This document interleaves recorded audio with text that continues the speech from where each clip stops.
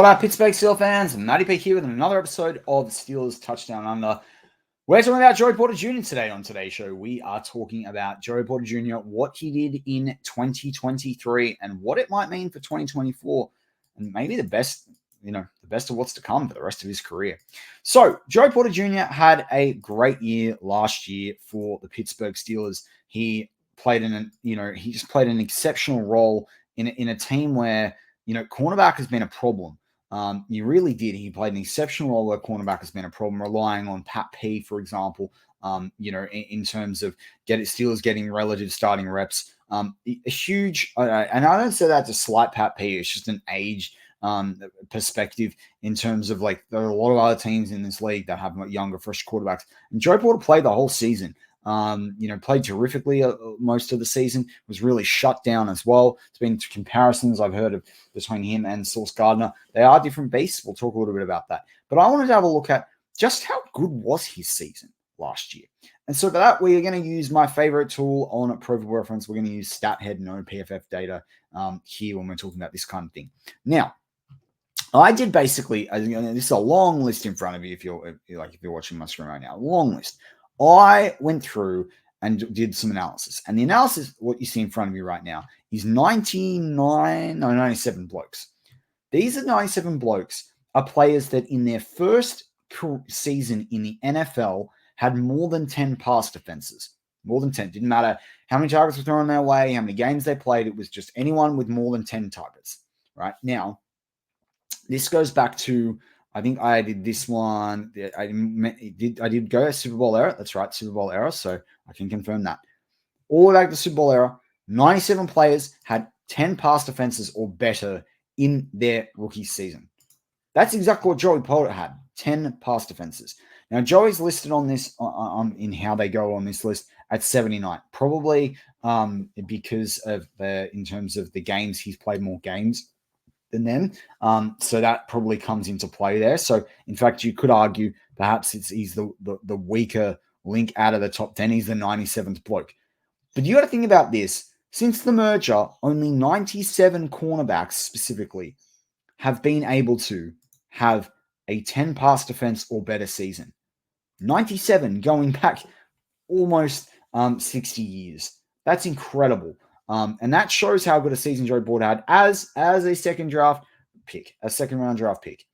Incredible. Now, that being said, Marcus Peters with 26 from the Ravens in 2015 is insane. Sauce Gardner had 20 in his rookie year as well. It must be said. Pretty incredible. Joe Hayden is on this list. I'll show you what number he had, just out of curiosity. For all those out there, we're going to sort it the other way around. Joe Hayden was number 40 something. But Joe Hayden had 18. So that was pretty high if we look at the 26. He's pretty high up there. Marshawn Lattimore, Travis White. I know some names here that people are familiar with. Devin Witherspoon was up there. So obviously he went in the first round. He had 16. So he was immediately expected to play and play well. But that's a top 97 season for a rookie cornerback in the NFL in their first year. That's incredible. You'd sort this by first year. So I think if you are Joey Porter Jr., you got to be wrapped in what you did. And he's not playing for stats. He's playing for wins. He's a classic. But this is the funny thing. You know who else had over 10? Artie Burns. So maybe, you got to put those, stop popping those champagne corks. Pat P had 13, interestingly as well. But I just saw this as and Patrick Surtain had 14. It's just kind of an interesting thing that stood out to me. So then I had a look and went, all right, that's just one thing. That's just pass defenses. What about, we're talking about being a shutdown corner. You've got to not allow pass completions. And Joey Porter Jr. did that very, very well last year. He allowed a pass completion rate of under 50%, of 47.6% of the passes thrown his way on 63 targets. So that's pretty darn good. It was actually 30 receptions that he allowed. So I thought, all right, we'll have a look at that. How many players have had under 50% but over 60 targets? And there were only 3 players under 50%. 3 players, which were Eric Stokes, Alontae Taylor, and Joey Porter Jr., who are all down the bottom, rows 16, 17, and 18, if you're following on the screen right now with me. So that's kind of crazy because over the last few years, Joey Porter Jr. with the smallest completion rate. But Alontae Taylor got 3 more targets thrown his way, and Eric Stokes had 97 thrown his way. He's a really, really good, versatile corner over at the Green Bay Packers. I really liked him in the year he came out. I was kind of hoping the Steelers would grab him in like the 3rd round. I was really high on Alontae Taylor as well. I remember actually recording the show for Alontae Taylor, drafting him while I was overseas on in an hour, spare hour I got at a work conference. That was kind of crazy. No, it was before I even ate breakfast that day. That's when I did that one. Actually, it wasn't an hour. It was that one. I was listening to it the next day when I had an hour break. So pretty crazy from Alontae Taylor there. So I thought, all right, well, that's not a lot of data to go off. So let's, especially because Joey Porter Jr. had not as many targets. So then I thought to myself, all right, well, let's look at players that had a completion rate of under 60%, but on targets over 60 targets, because obviously we know Joey Porter Jr. had the 63. And now this produced this list of 18 players. Now this only goes back to 2018, only 6 seasons, because of the stats the Pro Football Reference pulls into this. This is their advanced passing defense stats. They don't go back further than that year, unfortunately. So I can't go back to the Super Bowl era. Otherwise, I would. I think that's the way that we should be looking at things. But there are some names on this list that are going to be they're very familiar with a lot of you, or that are very reputable names on this list. So in terms of the best completion percentage over 60 targets, it is still Joey Porter Jr. But we've got to remember he faced the 2nd least amount of targets on this list, apart from Jalen Jones, who's in Indiana. If you look at Patrick Surtain, he faced 96 targets on the course of his rookie year. He only allowed 51% completion. Deonte Banks, that was drafted last year in the 1st round as well, or not as well, because Joey Porter Jr. didn't make that, but to me, he's a 32nd pick, so technically he would have been. But Deonte Banks, out of New York Giants, he had faced 96 targets. He allowed 55.2%. We talked about Eric Stokes before.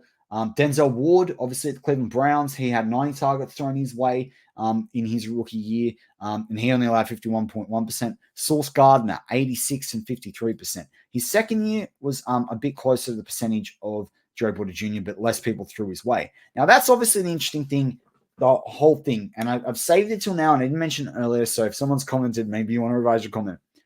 Obviously, a cornerback can only stop targets that are thrown his way and get in the middle here and break that down. I talked about the pass defense side of things that Joey Porter Jr., just before we got to these, Joey Porter Jr. had a top 100 season there. So I really like what I see here when I look at the overall completion percentage, because also people didn't want to throw Joey Porter's way. They wanted to throw other way and expose other cornerbacks that were on the Steelers defense. So I feel like he'd already started to earn that reputation.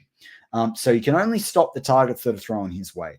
But obviously you got guys like, let's say, Sauce Gardner, Denzel Ward, Trayvon Diggs, Dante Jackson, interestingly, is on this list, who was with the Steelers. He only, on 78 targets, only allowed a completion percentage of 59% in his rookie year when at Carolina. So that's an interesting factor to think about as well. Obviously, he's Joey Porter's partner in crime as the starting cornerbacks this year. Then you go down to Tariq Woolen and Trayvon Mullen and all the other guys I've talked about. So I thought that was kind of interesting. I will quickly show you actually Sauce Gardner because I had him up. Yeah, 56.4% he allowed on 31 completions. So he allowed 31 completions on 55 targets. So much more similar to Joey Porter's numbers of 63 targets allowing 30 completion percent. But Joey Porter Jr. was better in his rookie year at that. So the other thing that you could kind of say, if you were critical of the Joey Porter stat, is that the other guys had way more targets, and the fact that they proved to be such good defenders helped pave the way for Joey Porter Jr. to actually be in a situation where people weren't going to throw his way. But regardless of all of that, these are kind of interesting stats when it comes to Joey Porter Jr. because they say a lot about what he could be in for, the type of caliber player he could be in the future. We already know that from what we see on tape. We already know that from what we see on field, on the practice field, what people talk about.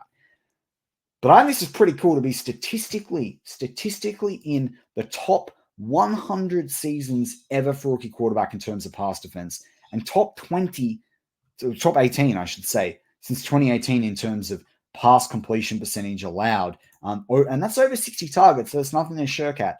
And he was the best player that he allowed the least amount of completions as a percentage on the targets thrown his way.